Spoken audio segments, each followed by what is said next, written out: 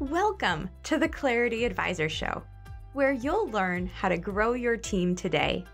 Join Ken Trupke and his guests as they discuss what works and doesn't work to grow your team in today's world. And now, your host, Ken Trupke. Hello, and welcome to the Clarity Advisor Show. Commodities like propane gas and industrial lubricants may not be something you think about a lot, but they're critical to providing the energy needed to heat homes and run the farm equipment that produces our food. My guest today, Brad Morrill, started his career in the Army, worked for a couple of very large, well-known companies on his way to his current stint with Crystal Flash, an employee-owned propane company in Michigan. Here to share his experience and some lessons learned growing and building teams, please welcome my good friend, Brad Morrill. Brad, welcome to the show. Hey, thanks for having me, Ken. It's going to be fun. Okay, well, so Crystal Flash, tell me about who your customers are and what problem do you solve for them? Sure. What I like to tell people is we keep people warm and we keep businesses powered, right? So what does that mean exactly? Well, we keep people warm. Well, we're a distribution business. And so we provide propane and fuel oil to people's homes to run the furnaces and the stoves and the hot water heaters and the dryers and all that. So we're keeping people warm that way. And then over on the business side of things, keeping people powered, right? That means think gas to gas stations for your car. Think diesel to excavating companies or farmers or trucking companies that want on-site fueling or the lubricants that they need for their machinery. So all those things keep those businesses moving, keep them powered. That's what Crystal Flash does. Okay. And what is your uniqueness? What niche are you guys in specifically relative to other people providing warmth and power? Yeah, sure. Well, it's a great question. And it's one that we ask ourselves all the time because it's one of the challenges of this business, right? I mean, it's a total commodity business, gasoline, diesel fuel, lubricants. And so here's what I would say to you is we're a company there's a smaller group of companies that actually deliver all of those products. And so a lot of companies are fuel and lubricants only, or they're propane only.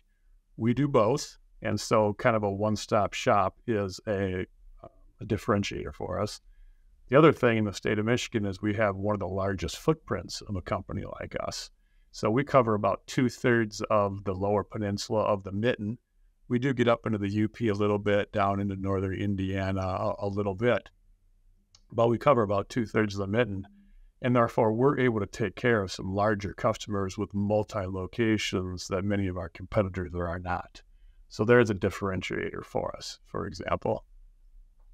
Okay, terrific. Well, so take us back to your early career. You've been with a number of well-known companies over the years. So start wherever you'd like to start in your professional journey and bring us up to where you are today. Yeah. Well, I like to kid people when they ask. I'm a 5 to 7 year guy at a company and an industry. And so I kind of look at those chunks of approximately 5 to 7 years. So let me take you to the way back world and we'll do a quick kind of journey through this. I started out by going to the U.S. Army right out of high school. I was an infantry guy in the U.S. Army for 4 years. Then I got out, went to college. My first job was at Cargill in the ag industry as a grain merchant. So I bought and sold corn, soybeans, and wheat. I did that for 5 years. Went and got my MBA. And then I went to work for Best Buy Company, headquartered out of Minneapolis there. And I worked for them for 7 years as a marketer and as a merchant for them. Then I spent 5 years on my own, renting my brain out, as I like to say, being a utility player, okay? And then most recently, I spent the last 10 years, which there, I've gotten off track. All of a sudden, my 5 to 7 years is whacked out. I've got 10 plus years here at Crystal Flash, where I've been sales and marketing and business leader for 10 years. Okay. And ag and energy are two things that you have a really strong interest in. What is it about those two things that attract you? I say to people sometimes, if I was a home builder, I'd be the kind of home builder who would really love to talk about the foundation and the size of the studs and the strength of the house and everything. And then you talk to me about the aesthetics, like, oh, the countertops. I want this kind of countertop or that kind of countertop. And I'd be less interested. I like foundational things, is just my personality. And what I like about energy and food, agriculture, is those are foundational industries for the human race. I mean, we all have to eat, right? We all have so many calories we need every single day of our lives. And we all need energy. Nothing in this world works without energy, right? The light switch doesn't go on, the car doesn't run down the road, our little iPhones that we all love to use and can't get our faces out of, right, don't operate. Everything runs on energy. And so ag and energy are foundational industries I just think are really cool for human life. And I just like that. Yeah, well, and that might partly explain your double duty with Crystal Flash. You had 2 5-year stints there. Because it's all those things. So yeah, there's no doubt about it. So let's talk about your current team. What's the makeup of that in terms of how big and what types of positions, and tell me more about that. Yeah, as you can imagine, over a 10+ year period, the team has ebbed and flowed and whatnot. So most recently, I would say the team looks like this: it's somewhere between 20 and 25 people. And what I do is I lead the revenue side of the business, essentially, kind of what I would call above the line gross margin and above the line revenue gross margin. And so I've got 2 sales leaders, one a commercial and agricultural sales leader, with I think 7 or 8 salespeople over there, outside salespeople, traditional salespeople in cars and windshields. I have an inside sales group that's made up of 5 people inside that specializes in taking inbound residential calls. Remember, we're a residential, think home heat, right, company, so B2C, as well as a B2B commercial company. And those are 2 very different customers to serve with very different needs. And so the commercial folks on one side, really those outside salespeople touching them and going up and down their driveways and talking to them is needed, versus the homeowner who thinks of us as a utility and wants to call in and talk to somebody on the phone, right? So I have both of those teams from a sales perspective. Got 2 marketing people. I happen to, just again, because I've been here 10 years and have accumulated things, I run our lubricants department. So I have a lubricants manager and a couple of drivers that deliver our lubricants. A small card lock business, which card lock is a weird term, which means unattended gas stations. We run that too. And then I have a process improvement person that accumulated on the team, and so helps us with all kinds of things from prospecting all the way till somebody becoming a customer and beyond. And so that's the team, does a variety of stuff and have a pretty fun time doing it. Yeah, I'm curious, with a team that's so heterogeneous, right? Different people with different roles. It's not one team with 20 people with kind of all the same role. So how do you help them feel like a team, and how do you interact with them when they've got very distinct responsibilities and they don't truly interact with each other necessarily, but they're all under your leadership? Yeah, that's a great question. And I'll tell you, it's a little bit of a challenge at times. I mean, when I have, let's say 5 direct reports that I have, and you're talking to those folks in one of my management meetings, it can be a challenge to keep some people involved in the meeting when you're down a path, down in the weeds, talking about one other section of the business. The good news is that there's enough crossover for people. We're a small enough company. Crystal Flash is an employee-owned company, as you may know, about 300 people, employee owners. And of those, I don't know, 220 are probably drivers and technicians, service technicians, and with the rest being kind of office and management type people. So it's a big enough company. What I like to say, it's a big enough company to have resources to actually do stuff, but a small enough company that you still know people and get to know everybody and what they do. And because it's a small enough company, we all wear many hats. And so the people on my team, even though you might be over here on the commercial side, you're still going to touch base with the exact same service group that goes and sets fuel tanks or fixes gas leaks or whatever else as what the residential team is going to interact with. And so you have similarities there in how you interact with the rest of the organization. And we have some real needs. I mean, if you're talking about a credit issue, the credit department probably is going to impact both the residential side as well as the commercial side. And so there's enough there to keep us all together. But it's a great question, and it can be challenging at times. Yeah. Now, and you've had teams since early on in your career, starting with being on teams in the Army and then, building teams at Cargill, Best Buy, and now Crystal Flash. What are some things you've learned about successfully building and growing teams? One of the things as I thought about this leading into this, Ken, I think I'm going to take this direction down to kind of the hiring path. All right. And over time, no matter where in my journey I've been, I would say three things about hiring for me. Hire slow, because every time I've kind of hired fast because I thought that I needed somebody, right? I mean, you're smiling and laughing because we've heard this story so many times, right? When you hire fast, you tend to make mistakes and not be happy in the medium to long run. So that's number one. Two, I would say hire for enthusiasm, right? Hire for enthusiasm. I love to ask people and try to figure out, like, why are they interested in the job that they're interviewing for, and the job and the company, and how does it fit into their life and their career path? And if they have a really good answer for that, that's going to be for a better fit longer term as they go. And then the third one is hire for curiosity.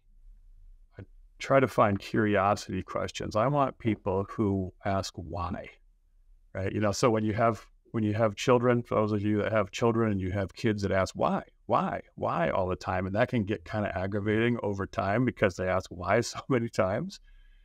But hiring for curiosity and have people who ask why is that and how could we do this better? To me, if you can find curious people, they make for great employees.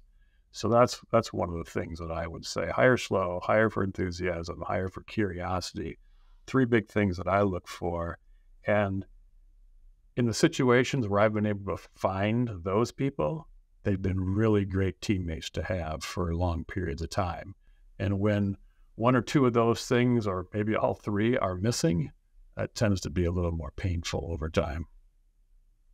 Yeah, that's a great list. I've been very familiar with the need to hire slowly and have a very intentional, thorough process. Otherwise, we're going to repent at leisure, as they say. But the enthusiasm and curiosity, those are great words and concepts. I really like that. And we'll dig into that and some other things on the other side of the break. Stay with us on the Clarity Advisors Show. We're talking with Brad Morrill, and we'll be right back. Is your business where you want it to be, or on track to get there? Clarity Advisors helps business leaders improve communication and get your team aligned and engaged for greater success. We specialize in helping you streamline your sales and operating systems to improve efficiency and grow your profits. Call or text Ken at 616-822-2998 to have a complimentary 12-minute call to see what some clarity could do for you. Okay, welcome back to the Clarity Advisors Show. Today we're talking with Brad Morrill of Crystal Flash.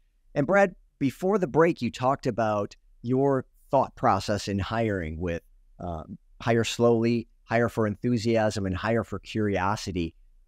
Attracting and retaining talent is such a big topic right now. So expand on that a little bit. And how do you think about just attracting talent for your team? And that it could be from previous teams too. How have you thought about it over the years? And what are you doing currently to make sure you're bringing in the right folks? Sure.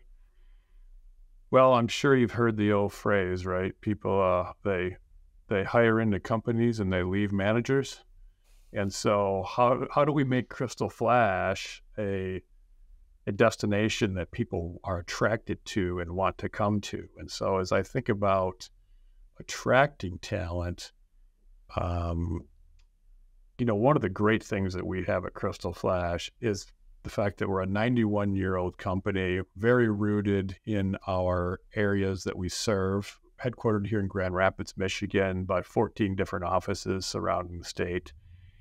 And we're an ESOP. So that employee owned is a nice thing. A lot of people don't know much about that, and they come to apply for a job here and they have to ask some questions and whatnot. But for people that do know, or for people that go through the hiring process and hear some of the benefits, the financial benefits that can come along with that, that's a huge ace up our sleeve when it comes to competing for talent in the marketplace, right? So that's number one right there is what I would say to you. Now, other things that we try to do to be attractive, of course, is clearly you have to have pay and benefits in line, right? And so we're not a top paying, but we're certainly not a low paying company. We added a couple more holidays to our holiday calendar just this year to try to make sure we're competitive benefit wise. We benchmark our health benefits and wellness benefits, right, to make sure that we are at least in the upper, quarter of benefits here locally. And so you got to be in the ballpark to attract talent, right? So we do all those things. Now, I can move into retention unless you have a follow-up question on any of that stuff from an attraction standpoint. Yeah, that'd be great. Yeah, because that's the key. Once you get them on, like you said, they hire into the company, and then when people leave, they often are leaving that leader, that manager. And so, yeah, we want to bring great people in, but then we want to keep them. So talk about retention. Yeah, for sure. So along with, pay and benefits, one of the things I'd say about the ESOP is all 300 people benefit from how well the company does every year. So every single person, all 300 people are eligible for employee bonus. We pay a Christmas bonus every year. We're 7 years into our ESOP, and we've paid one all 7 years, which has been fantastic, like clockwork. And everybody knows what it is. It's all based on an EBITDA number, which is known at the start of the year as part of the budgeting process. And that number is posted every single month of the year so that everybody knows exactly where we are and how close we are to meeting or exceeding that goal, and therefore what a bonus might look like come December. So that's pretty nice from a retention standpoint. But we do other things too that culturally, for example, we've got an ESOP committee, so an employee committee essentially. And we do some of the typical fun stuff that you might see at companies. We have pumpkin decorating contests for departments against departments. Some really creative stuff comes in on these pictures from around the state that people do. It's just amazing the talent that people have, Halloween costume stuff, Christmas parties, March Madness bracketology contest. We do lots of that stuff around here to have some fun. Also, we're investing quite a bit recently into our work environment too. A few years ago, we upgraded our bathrooms here in the corporate office. This past year, we upgraded and expanded our break room. We've put money into the outside building to make the place look nicer when people come in. We've got dollars allocated for our remote locations to do the same at those places. We do things as simple that you might not think about. We have, 150, 200 trucks that our drivers are out making deliveries in. We try to put nicer upgraded seats in those trucks when we buy them, because so many of our employees, that's their mobile office. That's where they live 8, 10, 12 hours a day. And so let's make sure that people have a comfortable office to be in, right? And so we do things like that to try to retain people too. Well, I have a personal appreciation for the truck driver's seat. My dad was a 40-year truck driver and actually now drives school bus and in his, quote, retirement. But this was a lot of times before air ride seats and nicer seats were available. He would personally I remember he would buy his own seat and install it in his truck because it was such a big deal, because he spends, like you said, 8, 10, 12 hours a day in that chair. That's his office. And if you're bouncing around in a truck all day, you want to be as comfortable as you can. So I have a lot of appreciation for that. And I'm sure your team does as well. That's great. Yeah. Well, you'll love this tidbit then too. I remember one time talking to our COO about this, and he made the comment that they actually upgrade the passenger seat as well. And he's been asked, like, why do we pay more money for the passenger seat? Rarely does somebody drive along, not enough to make it worth paying more money for. And he said, because there's going to come a point in that truck's life where the driver's seat is basically wearing out because it's been bounced around in so much, and we can simply switch the seats, and then the driver will have a comfortable seat that we've already paid for from the very beginning. And I'm like, wow, I never even thought about that. Yeah, that's a great idea. Good work. So, well, listen, Brad, one thing we haven't touched on yet is you are actually in transition right now after 10 plus years with Crystal Flash and building teams. So I'm really curious, first, how that's going just mechanically. Like, how are you actually orchestrating this change, communicating with the team, helping them to transition? Just talk about that. Yeah. Okay. Thanks. When we started back earlier, I said I'm kind of a 5 to 7 year guy. Here I am at 10, so I'm kind of long in the tooth at this company, right? And I'm ready for the next step.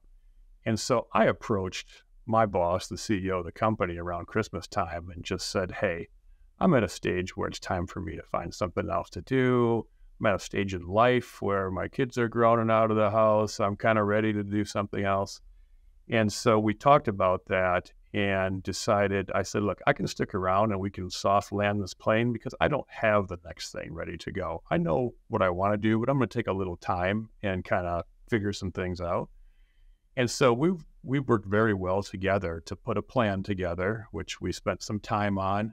Who's going to replace me? How are we going to transition work? What are the options? Who can do what? Who's here already? Do we need to hire from the outside? And we spent time, just the two of us, talking about those things jointly and very amicably, okay?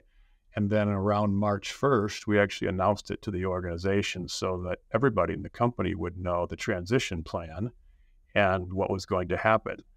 We're not going to backfill my role. Instead, I've got some of those 5 people that I told you that I manage are ready to take the next step and in their journey. And so we're going to parcel my job into that commercial leader and that residential leader and let them take on more responsibility. And so I'm at a point where during this transition from March till May 31st, I'm very actively training those people and handing work over and letting them take it on. So, and kind of being their backstop while we do that.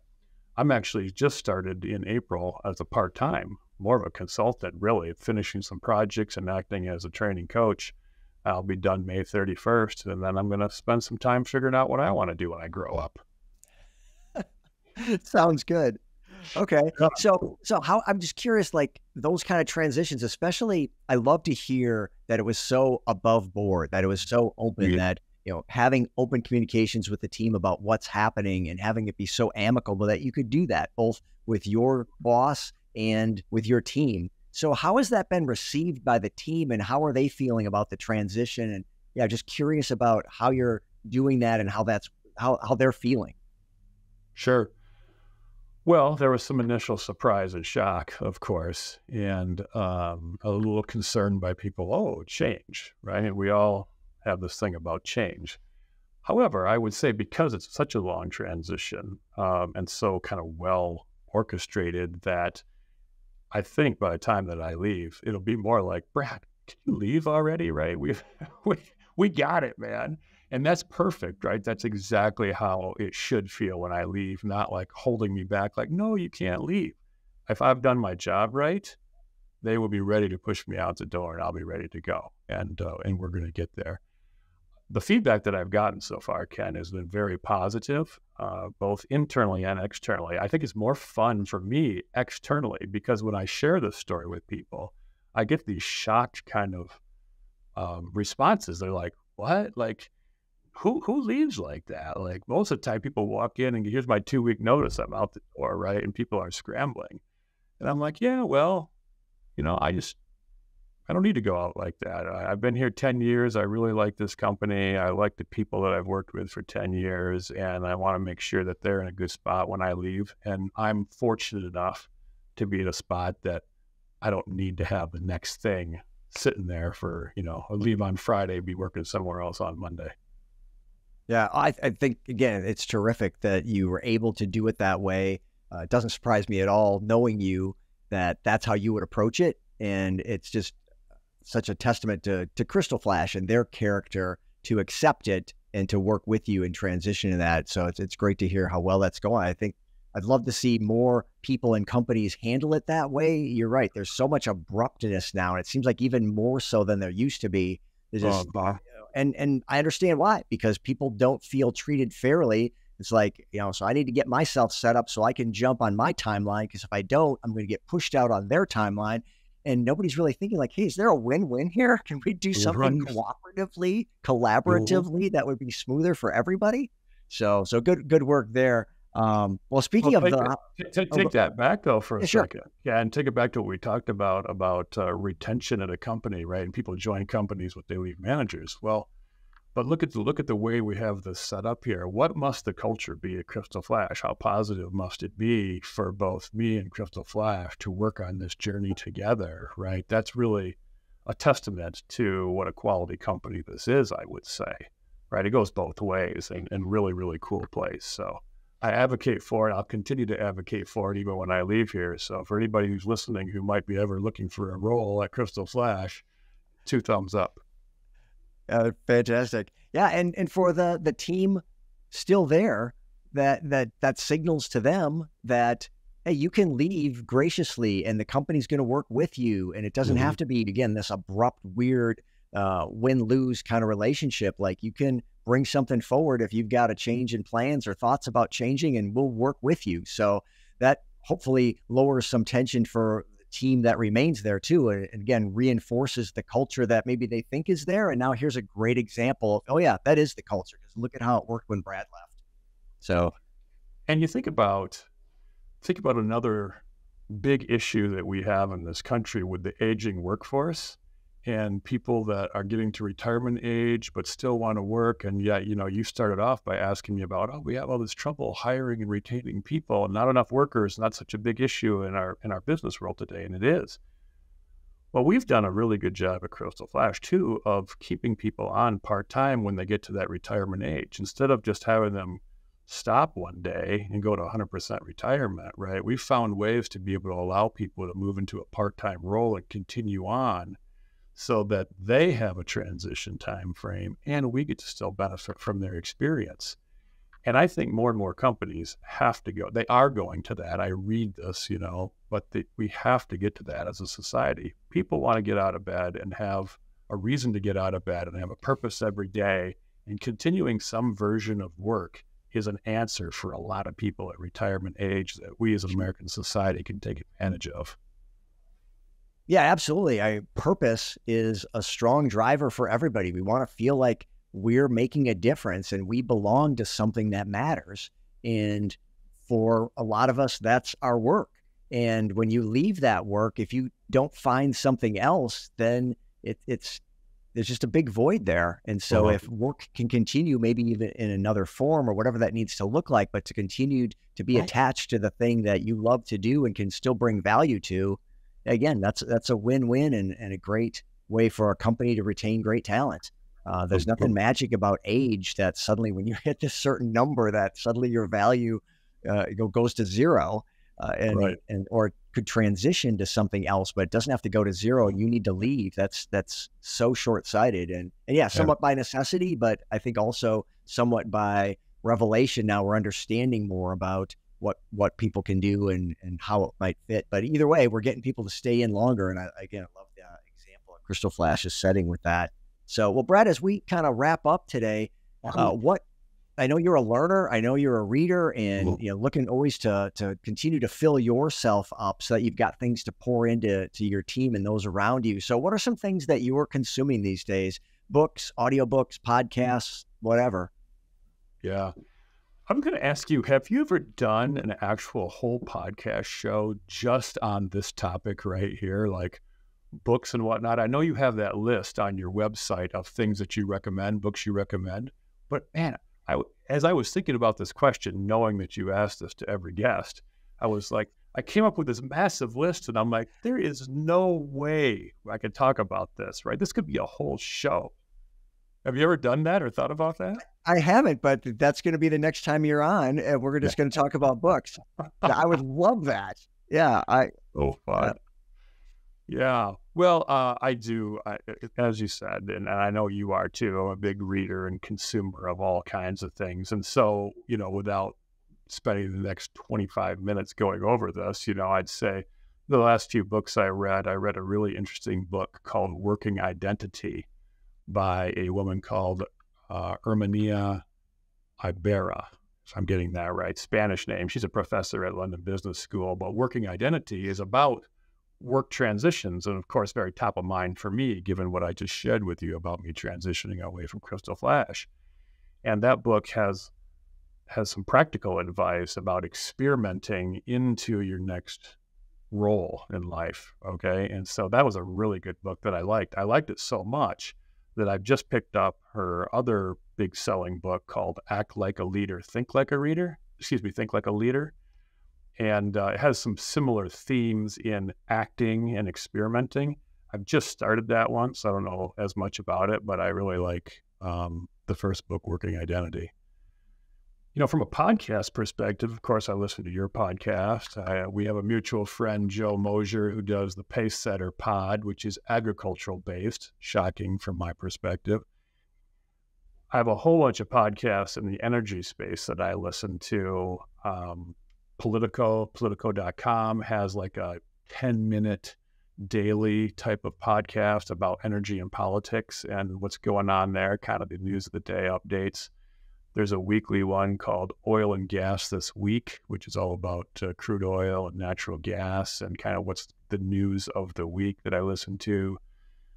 Crystal Flash is a propane distributor, so there's one called Path to Zero by the CEO of one of the industry associations for propane. That's roughly a monthly, a little bit more. Freakonomics, there's a whole series of Freakonomics stuff that's just fun to listen to.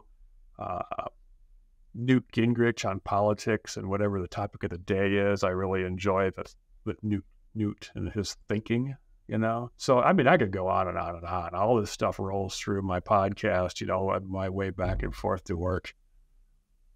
Yeah, we'll get those in the show notes. I appreciate those. A couple of those I know of and a couple of those I don't. So I always like to get new ideas. And that is part of why I ask every guest, because it helps me to get new ideas and places to go and get great recommendations. So, well, Brad, this has been such a joy. I always appreciate spending time with you. So who should reach out to you and what would be the best way for them to do that? Yeah, clearly, I mean, if somebody was to Google me, I'm easily findable. LinkedIn is probably the easiest way. Brad Morrill on LinkedIn, and you'll find me there. I'm a steady poster on that place, so it'll pop right up. And, anybody who wants to talk about leadership, people that want to talk about business, talk about sales, talk about marketing, if you're looking for some kind of leadership in that, I'd love to talk to you about, opportunities, of course. So I'm an open book. I like to talk to people and meet people and see what's going on. So please reach out. Okay. And do you want to put a little plug? I know you're still in transition and thinking about what you'd like the next role to be. Whatever you're comfortable sharing about that people might know somebody. It's rarely that there's that first level connection. It's usually I know somebody who might know somebody who might be able to help you, kind of second and third tier connection. So love to hear you're thinking about what you might think is next, and somebody out there might know somebody or themselves might be wanting to talk with you. Yeah, I would be looking for another executive type role in a small to medium-sized company. Could be in Michigan, could be nationwide. Frankly, I'm mobile, but sales, marketing, product management, all those kind of areas of stuff above the line would be what most people would look at my resume and say, those are all great fits for me. So if people have those kind of needs, those are easy fits. although I have quite a bit of operational experience as well. And so those would be things that I'd be looking for. Okay, terrific. And if it was ag or energy, that'd just be a cherry on top? Totally the cherry on top. All right, terrific. Well, that brings us to the end of another Clarity Advisor show. Thank you so much for joining us. If you enjoyed this podcast, please rate it on the platform you are watching or listening to right now, and we will see you next time on the Clarity Advisor show. Thank you for listening to the Clarity Advisor show. Clarity Advisors is a speaking, training, and consulting firm specializing in helping you simplify your sales and operating systems to improve efficiency and grow your profits.